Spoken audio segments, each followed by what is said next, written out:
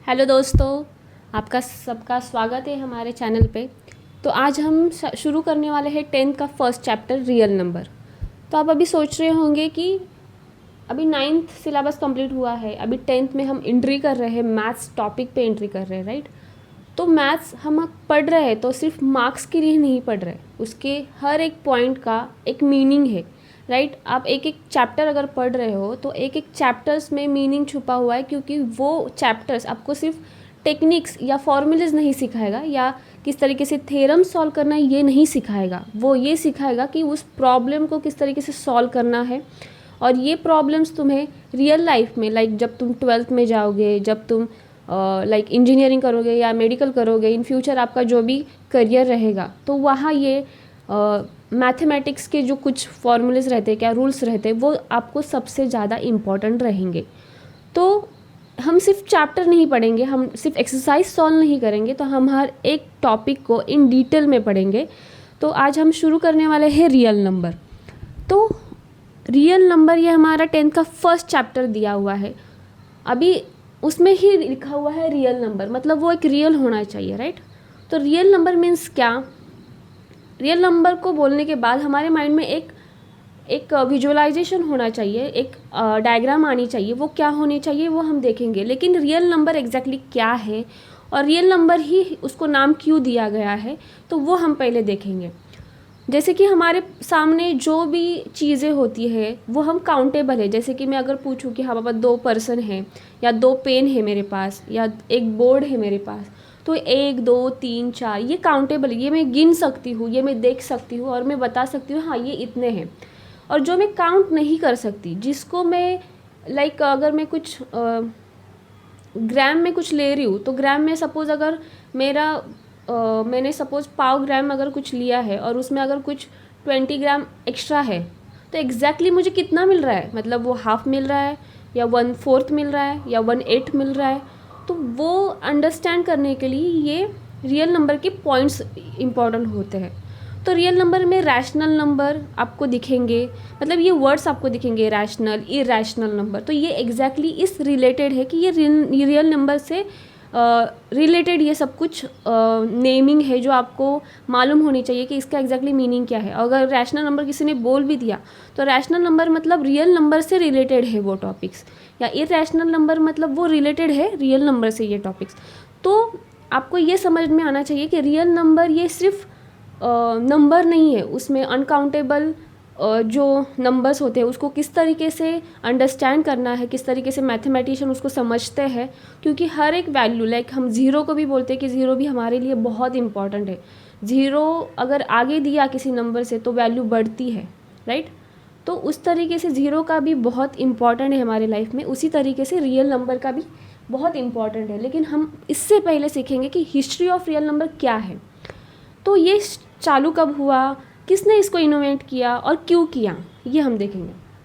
तो हमारे जो साइंटिस्ट थे कार्ल फ्रेडरिक गॉस, ये एक मैथमेटिशियन है और उन्होंने न्यूटन के साथ काम किया हुआ है।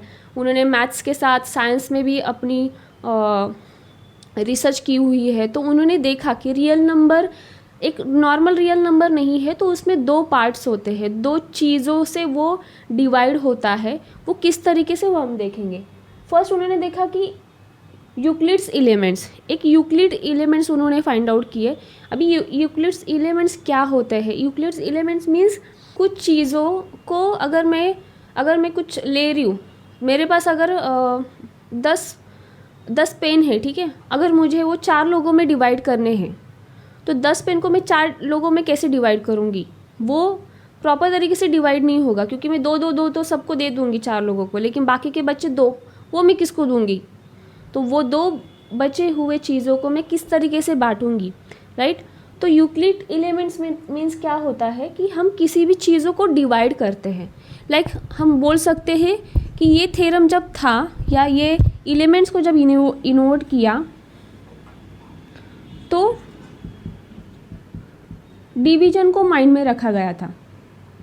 किस तरीके से डिवीज़न, किसी भी चीज़ों को हाफ में, क्वार्टर में, या इस तरीके से उसको डिवाइड करें टुकड़े करने के लिए, ठीक है। फिर बाद में उन्होंने सोचा कि जब अगर चीज़ों को टुकड़े करना है, मतलब जब छोटा छोटा करना है, तो यूक्लिड एलिमेंट्स को हम यूज़ कर रहे हैं। लेकिन अगर वो बढ़ रहा है, कोई भी चीज़ है या कोई भी नंबर बढ़ रहे हैं, मल्टीपल नंबर्स में अगर वो बढ़ रहे हैं, बढ़ने जा रहे हैं, तो उस टाइम पे कौन सा थ्योरम आना चाहिए? तो उस टाइम पे उन्होंने डेवलप किया था fundamental theorem of the arithmetics. Like अभी अरिथमेटिक्स तो आपको पता है, उसमें मल्टीप्लिकेशन, डिवीजन, हम जो भी हमारे रूल्स रहते हैं, एडिशंस, ठीक है, हम ये सब कुछ करते हैं, माइनस, तो ये सब कुछ जो अरिथमेटिक ऑपरेशंस होते हैं, तो उनमें ये वाला उन्होंने डेवलप किया है कि यहाँ मैं सिर्फ डिवीजन नहीं करूँगी, इस अरिथमेटिक में मैं मल्टीप्लिकेशन को यूज़ करूँगी।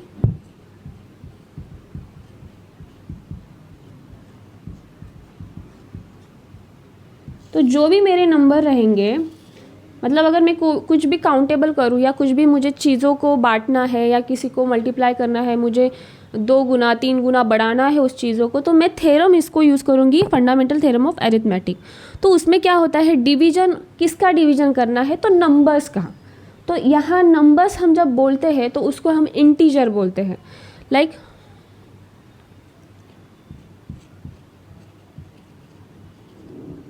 नंबर्स को ही हम इंटीजर बोलते हैं, ठीक है। तो डिवीजन ऑफ इंटीजर,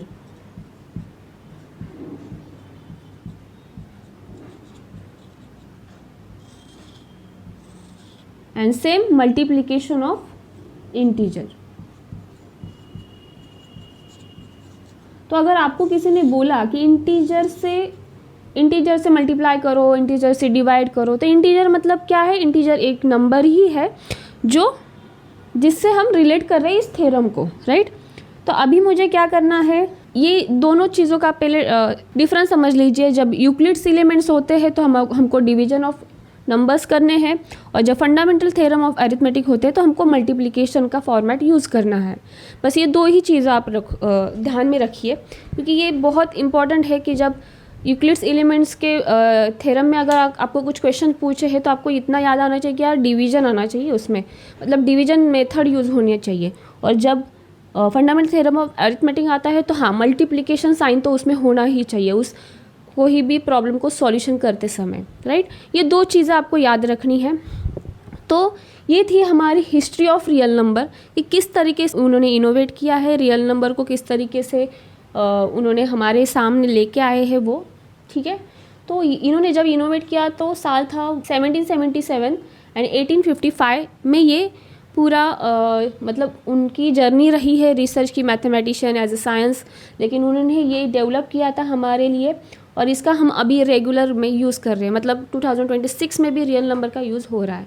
सो चलो अभी नेक्स्ट हम सॉल्यूशन में जाते हैं, मतलब प्रॉब्लम्स में।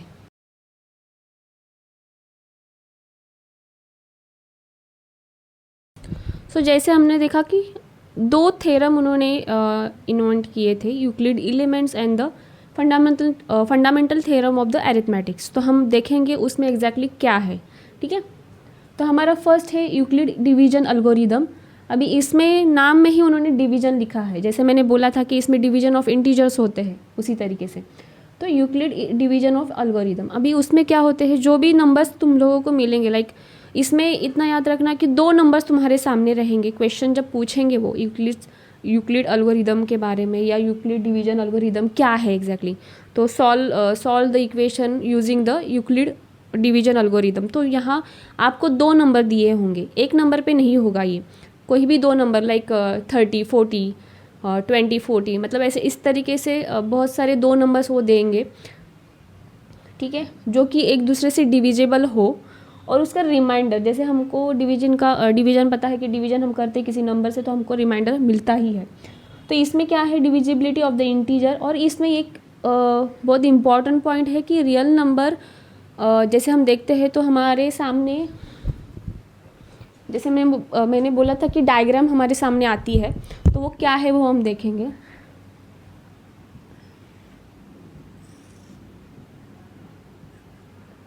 जैसे पॉजिटिव बोलेंगे तो पॉजिटिव नंबर मतलब हम 1 2 3 बोलते हैं, राइट, 1 2 3 4। और वही नेगेटिव में जाए तो हम 1 2 3 4 1 2 3 4 1 2 3 4। अभी ये है एक्स एक्सिस और ये है मेरा वाई एक्सिस। मतलब ये हमारा ये हमारे क्वाड्रेंट्स है जो कि हम लिखते हैं हमेशा एक्स एंड वाई एक्सिस। तो जो भी चीज़ें, जो भी नंबर हो, मतलब जो भी मैथ्स होता है वो एक ग्राफ में ही होता है हमेशा। जो नंबर्स हमें दिखते हैं, जो डायग्राम्स हम देखते हैं हमारे सामने, अगर आपके सामने अगर ये मोबाइल बनाया हुआ है या बोर्ड बनाया हुआ है तो एक स्क्वायर टाइप में या रेक्टेंगल टाइप में बनाया हुआ है, तो इसको बनाते समय उसका लेंथ, उसकी विड्थ, ये इम्पॉर्टेंट होती है। तो ये सब कुछ होता है वो हमारे यहाँ से, मतलब हमारा नंबर स्टार्ट होता है हमारे एक्सिस से, राइट। तो ये याद रखना कि कोई भी नंबर होता है वो रैंडमली नंबर नहीं होता, वो यहाँ कहीं ना कहीं डिस्प्ले होता है, लाइक ग्राफिकली यहाँ होता है वो, ठीक है। पहले तो हम देखेंगे आगे भी रियल नंबर। तो divisibility of the integer, positive integer, मतलब ये जो भी उन्होंने, ये दोनों भी थ्योरम्स जो उन्होंने यूज़ किए हैं वो हमारे पॉजिटिव जो भी क्वाड्रेंट्स है लाइक एक्स एंड वाई, यहाँ पे ही वो। तो अगर सपोज यहाँ में कोई भी इक्वेशन लूँ तो उसका एक मीनिंग होगा, राइट। जैसे कि हम बोलते हैं कि y is equal to x plus b, ठीक है। तो ये एक इक्वेशन दिख रहा है आपको, y is equal to x plus b, लेकिन एग्जैक्टली वो यहाँ इस तरीके से,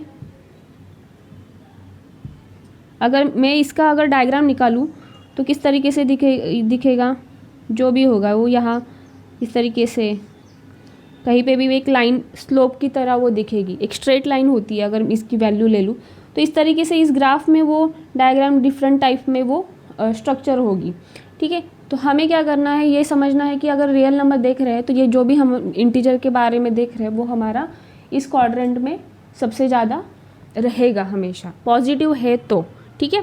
इसलिए हम पॉजिटिव नंबर के साथ ही खेल रहे हैं। अभी इसमें हम क्या निकालेंगे, इस इम्पॉर्टेंट टॉपिक्स में जब यूक्लिड डिवीजन एल्गोरिदम है तो उसमें हम SCF means highest common factor, मतलब कोई भी चीज़ें अगर तुम देख रहे हो, जैसे कि अगर मैंने आपको बोला कि मेरे पास 12 नंबर है, ठीक है, तो 12 नंबर है और एक है 60 नंबर है, तो 12 नंबर और 60 नंबर में हाईएस्ट कॉमन फैक्टर क्या है। कॉमन फैक्टर मीन्स किसी भी दो नंबर में सबसे ज़्यादा कॉमन क्या आ रहा है, ठीक है, कॉमन फैक्टर्स क्या है। तो इतना याद रखना है, यूक्लिड डिवीजन में आपको A और B इस तरीके से दो नंबर कभी भी दिए होंगे तो वहाँ कोई भी नंबर हो सकता है, जैसे कि मैंने अभी 12 और 16 बोला, ठीक है। इस तरीके से आपको वो नंबर उस क्वेश्चंस में दिखेंगे, तो आपको याद रखना है कि हाँ बाबा इसका एक तो LCM निकालना है, SCF निकालना है। अभी ग्रेटेस्ट कॉमन फैक्टर्स, मतलब इन दोनों में ग्रेटेस्ट कॉमन फैक्टर्स क्या होगा। अभी एक जस्ट नॉर्मल हम देखेंगे, ये 12 है तो इसको मैं क्या करूँगी, पहले टुकड़े करूँगी। तो अभी टुकड़े कैसे करूँगी, छोटे छोटे नंबर्स में उसको मल्टीप्लिकेशन हो रहा है क्या ये देखूँगी। तो 12th में क्या है मेरा,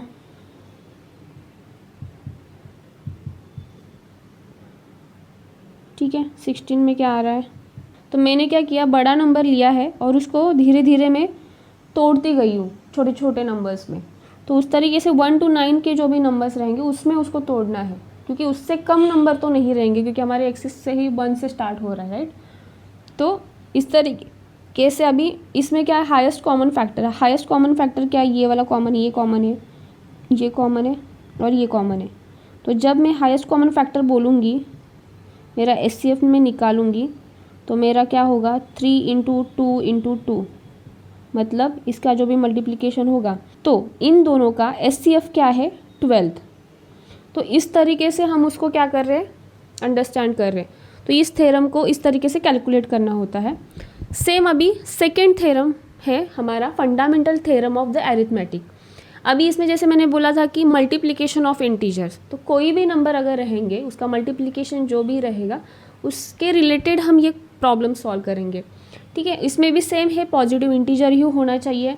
सेकंड है, जैसे मैंने बोला कि कुछ नंबर्स ऐसे जो होते हैं, जैसे कि अगर मैंने बोला कि √5 शुगर मुझे चाहिए। √5 शुगर मुझे चाहिए मतलब क्या है, √2 शुगर मुझे चाहिए मतलब क्या, मतलब उसका कैलकुलेशन तुम नहीं कर सकते। या √2 पेन्स मुझे चाहिए, तो आप एक एग्जैक्टली उसकी वैल्यू माइंड में नहीं रख सकते, उसको लॉगरिथमिक वे से ही उसको हम जैसे कि लॉगरिथमिक बुक्स हम उसको यूज़ करते हैं कि 0.0000 पॉइंट्स में हमको उसकी वैल्यू मिलती है।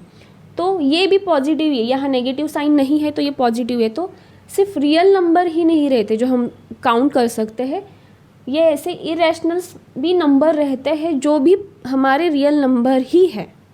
जैसे कि ये ऐसे नंबर भी दिखे तो इसको भी हम रियल नंबर ही बोलेंगे, लेकिन ये क्या है, एक कैटेगरी आती है इनकी, क्योंकि इसको रूट लगाया हुआ है तो ये जाते हैं इरेशनल नंबर्स में वो जाते हैं। ठीक है, तो ऐसे चीज अगर ऐसे नंबर्स दिखे तो ये कौन से कैटेगरी में जाते हैं, इरेशनल कैटेगरी में। सेम थर्ड क्या है, decimal expansion of real number. अभी क्या होता है, कभी कभी हम जब काउंट करते हैं, लाइक अगर मैंने 2.5 किया या 7.5 किया तो ये मेरे पॉजिटिव नंबर है, ये पॉजिटिव नंबर है।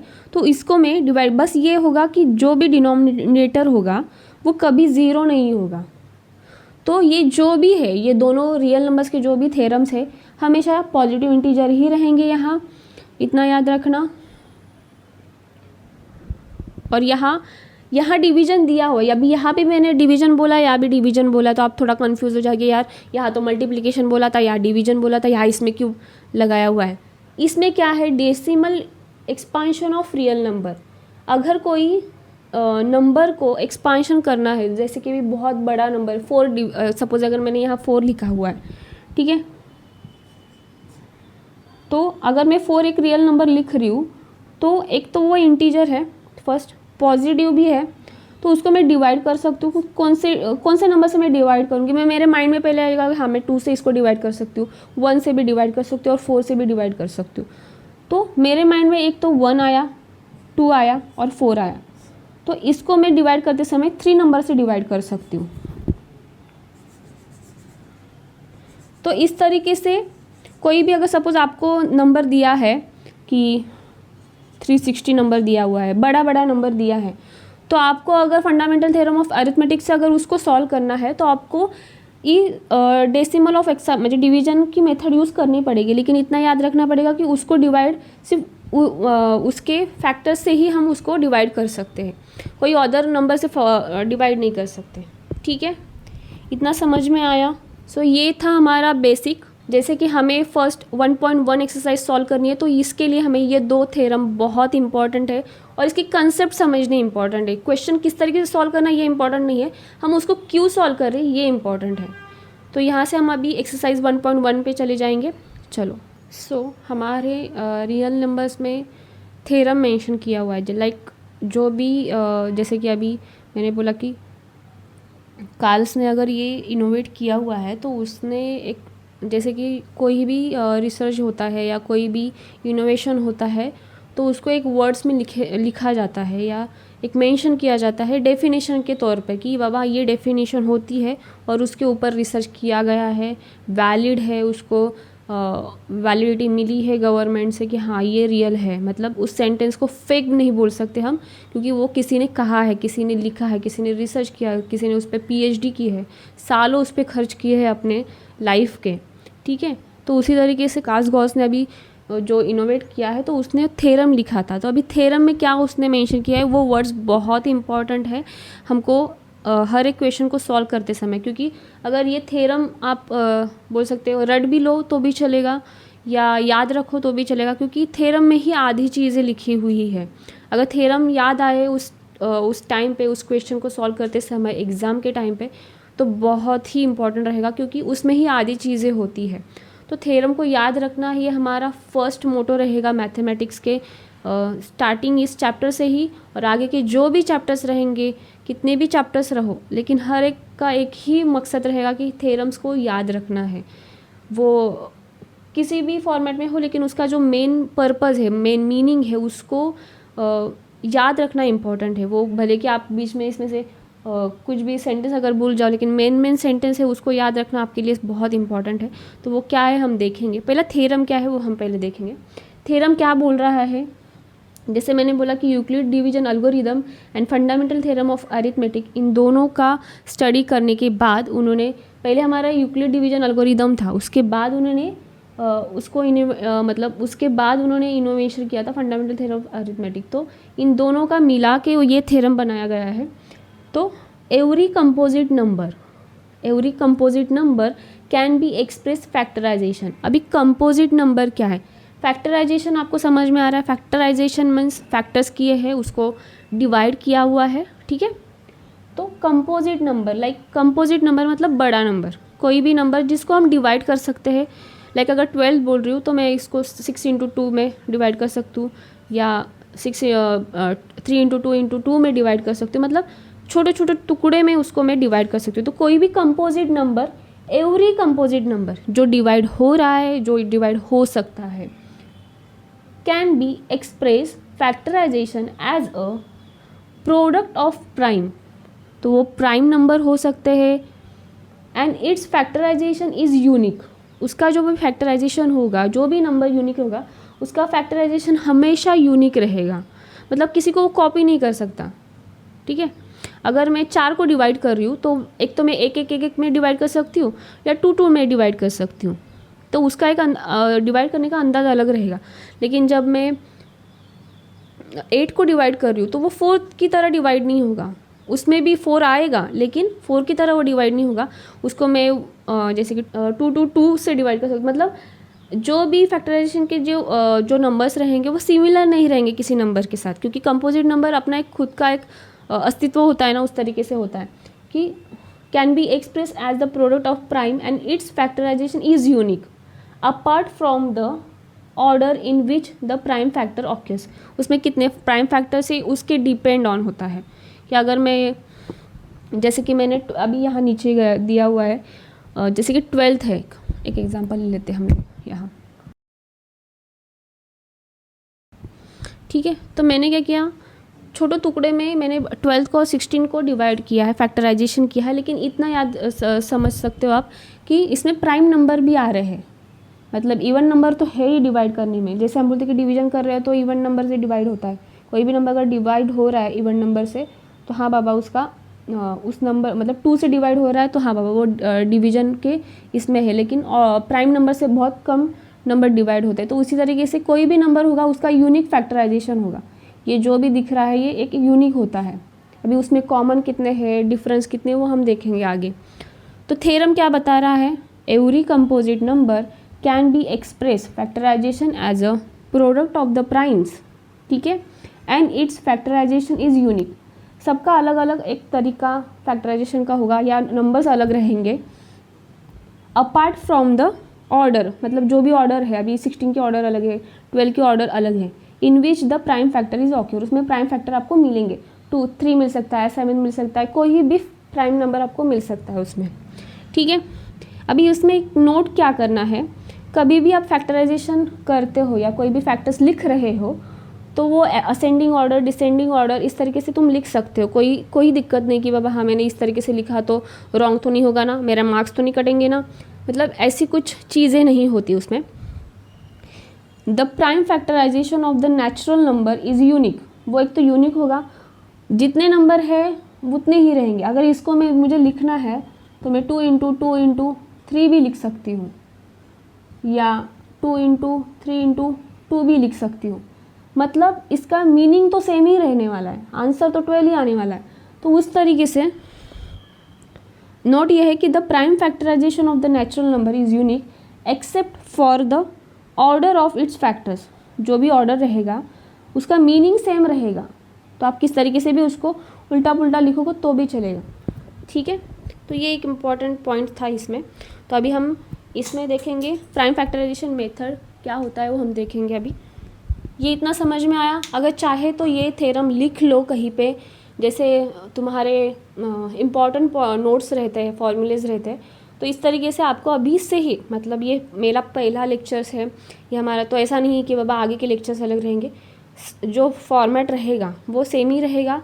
तो जो थ्योरम में लिख के यहाँ दे रही हूँ वो कहीं ना कहीं as a important point like code की तरह, जैसे कि डेफिनेशन को तुम याद करते हो उसी तरीके से कहीं ना कहीं लिख के रखो, क्योंकि ये धीरे धीरे ऐसे थ्योरम बढ़ते जाएंगे। एक है, कल 2, कल 3, ऐसे धीरे धीरे जब तुम्हारी शीट बन जाएगी फाइनल 10th के एग्ज़ाम पे, तो तुम्हारे 50-60 थ्योरम्स रहेंगे। तो तुम्हें अगर वो रोज़ रिवीजन तुम करोगे तो याद रहेंगे कि हाँ बाबा ये थ्योरम था और इस चैप्टर का था। ठीक है, अचानक से अगर एग्ज़ाम के टाइम पे तुम थ्योरम याद करने जाओ तो वो इतना याद नहीं रहेगा और उसका मीनिंग भी कनेक्ट नहीं कर पाओगे। तो अगर यहाँ से हम शुरू कर रहे हैं तो इतना याद रखो कि इस थ्योरम को कहीं ना कहीं लिख के रखो, रेड पेन से, हाईलाइट पेन से, जहाँ से तुम इसको याद रखो। ठीक है, ये इंपॉर्टेंट पॉइंट्स था।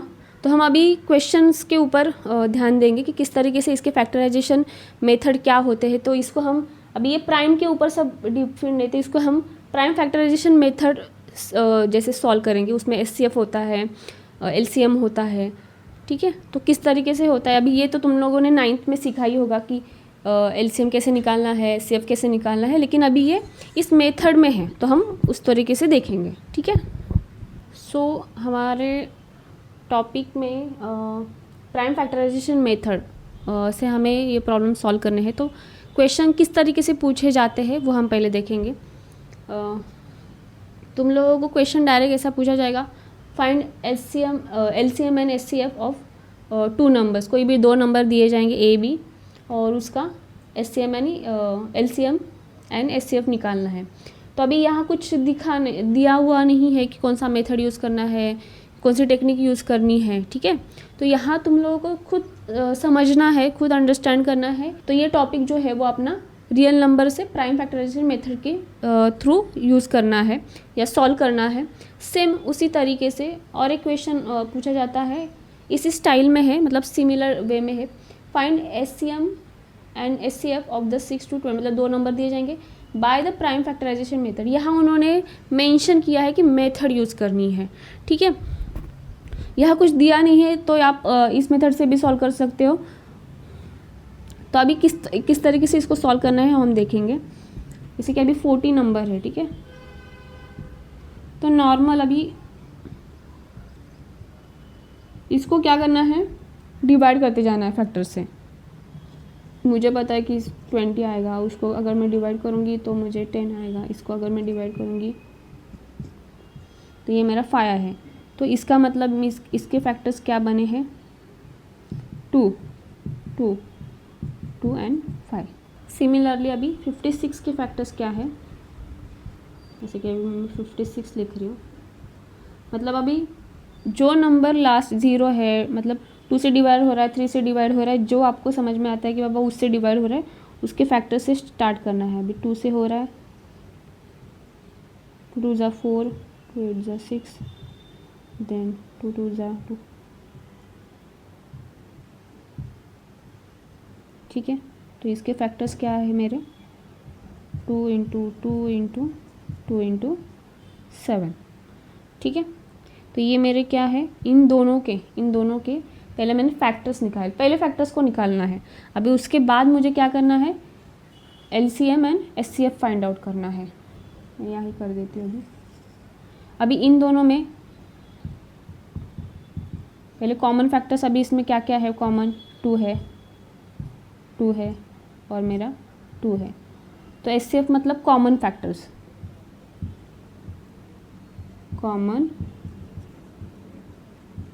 तो मेरे क्या क्या है, 2 इंटू 2 इंटू 2, कितना हुआ, तो ये मेरा है एचसीएफ, मतलब इन दोनों का मेरा एचसीएफ का वैल्यू क्या है, 8। अभी उसी तरीके से एलसीएम, अभी ये जो एचसीएफ है वो ऑलरेडी मैंने काउंट किया है तो मैं उसको पहले लिख लूँगी।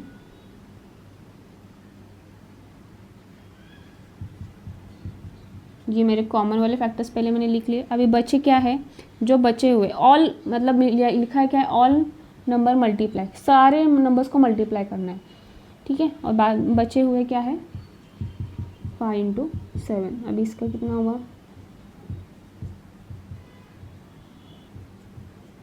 ठीक है, तो इसका देयरफॉर HCF क्या आया, 8 आया है और LCM क्या आया है, 280 आया हुआ है। ठीक है, तो इस तरीके से आपको सॉल्व करना है। सेम अभी यहाँ क्या दिया है, find LCM and HCF 6 and 20 by the prime factorization method.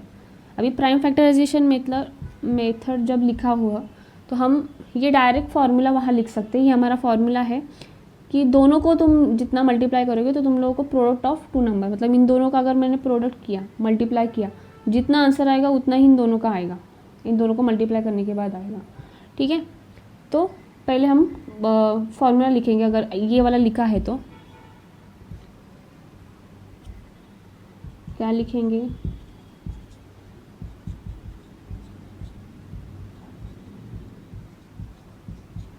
Problem किस तरीके से सॉल्व कर रही हूँ, किस तरीके से, किस मेथड से लिख रही हूँ वो देखो, क्योंकि इस तरीके से आपको आंसर्स लिखने हैं। मेथड क्या है अपना formula, HCF into LCM and product of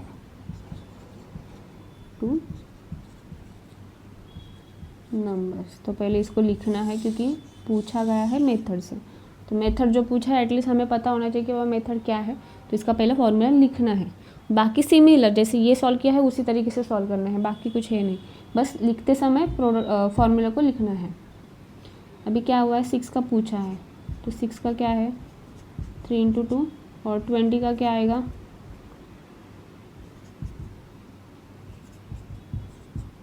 ठीक है। इन दोनों के फैक्टर्स मैंने पहले लिखा ले। अभी इसमें मुझे क्या निकालना है, पहले मैं क्या निकालूंगी, HCF।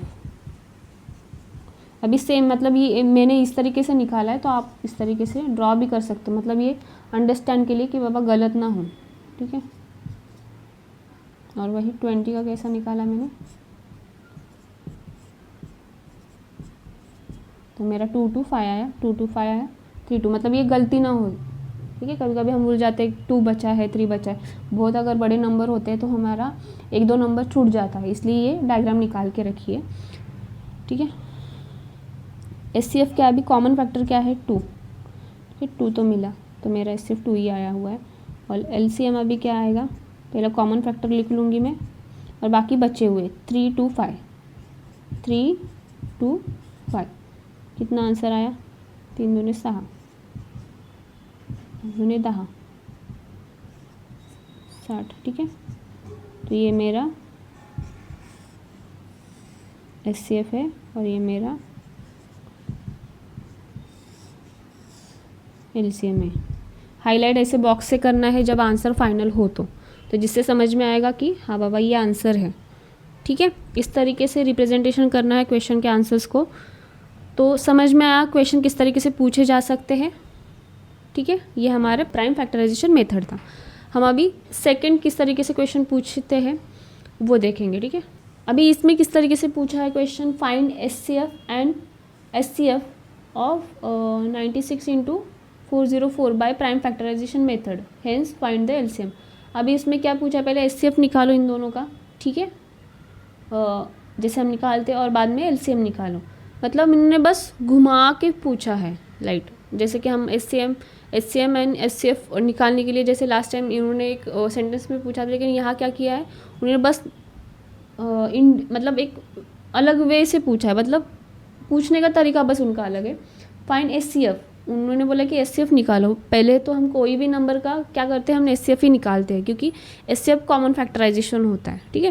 लेकिन उन्होंने इन डिटेल पूछा है क्योंकि जब क्वेश्चन बड़ा दिखता है तो ऐसा लगता है कि यार बहुत बड़ा क्वेश्चन है, अभी मैं इसको सॉल्व करूँगी या नहीं, मतलब वो डर लगा रहता है। लेकिन ऐसा कुछ है नहीं, मतलब अगर समझ लो कंसेप्ट को तो घुमा फिरा के भी पूछो तो भी समझ में आ सकता है कि बाबा ये वो वही क्वेश्चन पूछ रहा है बार बार, लेकिन अलग अलग तरीके से पूछ रहा है। तो क्वेश्चन पेपर 10 का यही है कि तुम्हें बस गुमराह किया जाएगा क्वेश्चंस में कि बाबा इस तरीके से पूछा है, एकदम सिंपल वे से पूछा है, थोड़ा सा थ्योरेटिकली पूछा है, तो घबराना नहीं है, बस प्रॉपर रीड करना है। एक क्वेश्चन को 2-3 बार रीड करो और बाद में ही सॉल्व करो। जल्दबाजी में मेरे पास टाइम कम है इसलिए मैंने डायरेक्ट क्वेश्चन सॉल्व किया, ऐसा नहीं करना है। क्वेश्चन को 2-3 बार रीड करना है, कि स्टार्टिंग से, एग्जाम में ही नहीं, जब भी क्वेश्चन कोई भी सॉल्व करो 2 से 3 बार तो रीड करना ही है।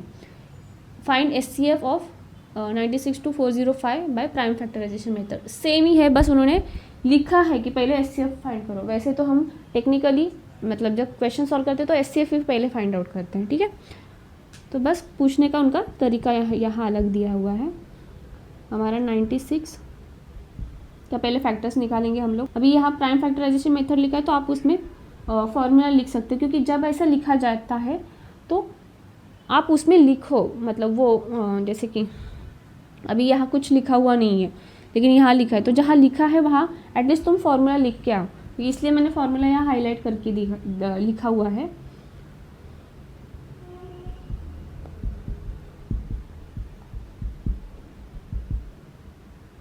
और ये आदत अगर डाल लोगे कि बार बार लिखना है फॉर्मूला तो ऑटोमेटिकली याद हो जाएगा।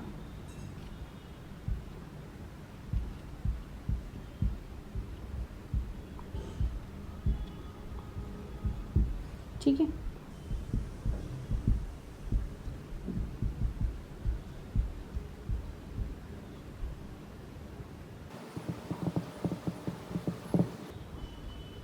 अभी क्या करना है 96, पहले 96 का फैक्टर निकाल लेते हैं। यही निकालते हैं, इससे क्या हो जाता है हम भूल नहीं जाते। अभी यार 2 5 बार है, कभी कभी हम 2 बार 3 मतलब एक साथ डबल माइंड में जब करते हैं कैलकुलेशन तो भूल जाते हैं।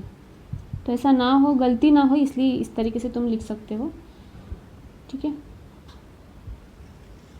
ये हुआ मेरा 96 का और ये मेरा 404 का। 404 का किस तरीके से है अभी सेम, ठीक है, ये यहाँ तक ही रुकेगा। तो अभी इन दोनों में कॉमन क्या है, ठीक है, तो मैं HCF क्या निकालूंगी, पहला कॉमन फैक्टर्स आए, मेरा आंसर आया 4। तो यहाँ से अभी इन दोनों में से हमने HCF तो निकाला, पहले फाइंड HCF मैंने निकाला हुआ है। अभी मुझे क्या करना है, LCM निकालना है। तो LCM में क्या कर सकती हूँ, फार्मूला में डायरेक्ट डाल सकती हूँ, ठीक है। डायरेक्ट फार्मूला में मैं कैसे डालूँगी, HCF कितना है मेरा 4, LCM मेरा कितना है, और प्रोडक्ट ऑफ 2 नंबर 96 इंटू 404, तो LCM is equal to 96 into 104 divide by 4।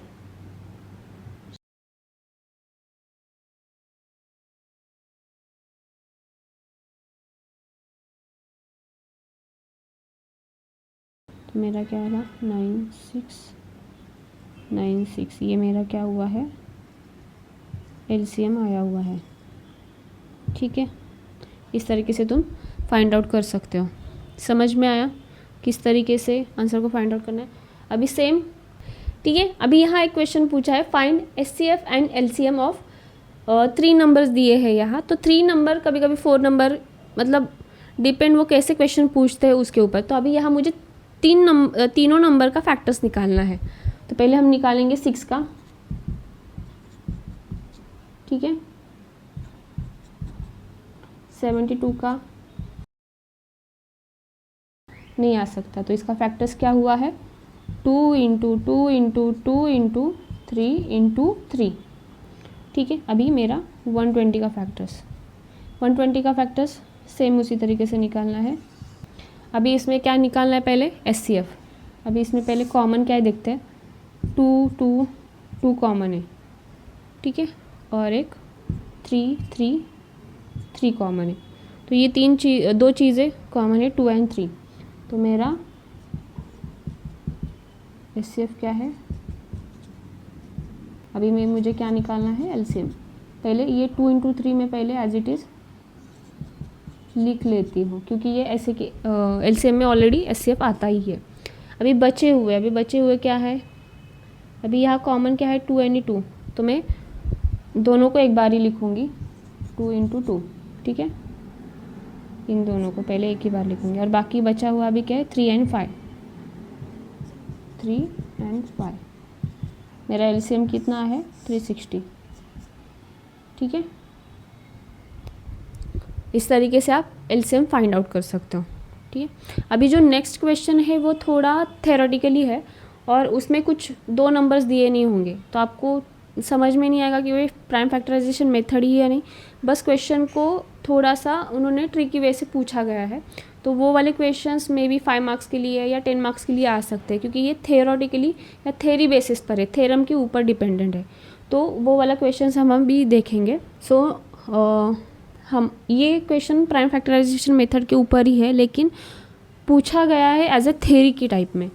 तो जब क्वेश्चन पढ़ेंगे तो थोड़ा सा ऐसा लगेगा कि ये क्वेश्चन एग्जैक्टली कौन से चैप्टर में है, क्योंकि 10th में जब थ्योरेटिकली बहुत सारे क्वेश्चंस आते हैं थ्योरम के ऊपर या, तो थोड़ा सा कन्फ्यूजन हो जाता है स्टार्टिंग में। लेकिन पहले से ही तुम समझ के रखो पैटर्न किस तरीके से पूछा जाता है, इसी टाइप में ही पूछा जाएगा, लेकिन बस पैटर्न समझ में रखना।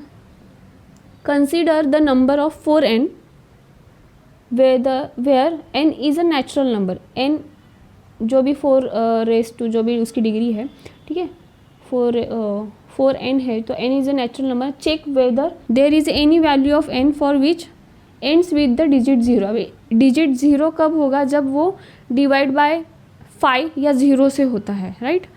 तो पहले हम चेक करेंगे कि बाबा जो n है वो एक प्राइम नंबर है या नहीं, वो पहले हम चेक करेंगे, ठीक है।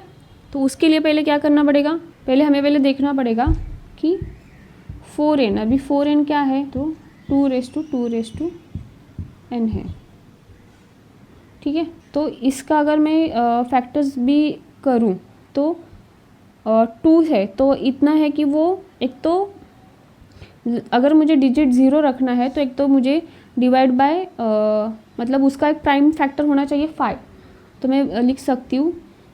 लेकिन यहाँ भी कुछ दिख नहीं रहा है कि डिवाइड बाय 5, मतलब ये डिवाइड बाय 5 तो नहीं होगा। क्यों नहीं होगा वो देखेंगे, क्योंकि यहाँ भी फैक्टर्स मैंने निकाले, तो n के फैक्टर्स अगर डिवाइड बाय 5 होंगे, मतलब if n have factors of prime number 5,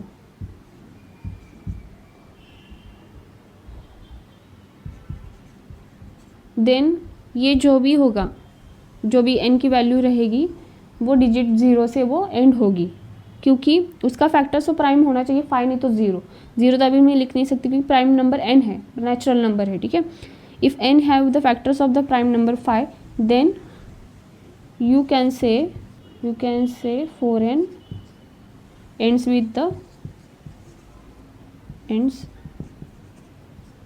with the digit 0.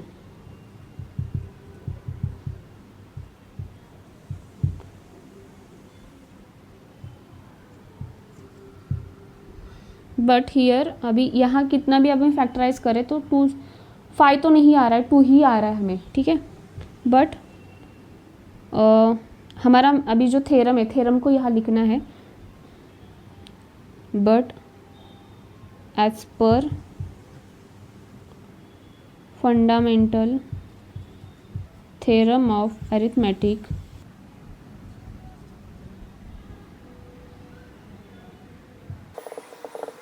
हाँ, as per the fundamental theorem of arithmetics prime factor of the 4n is not end with the 0, क्योंकि 0 से वो and हो ही नहीं रहा है, ठीक है।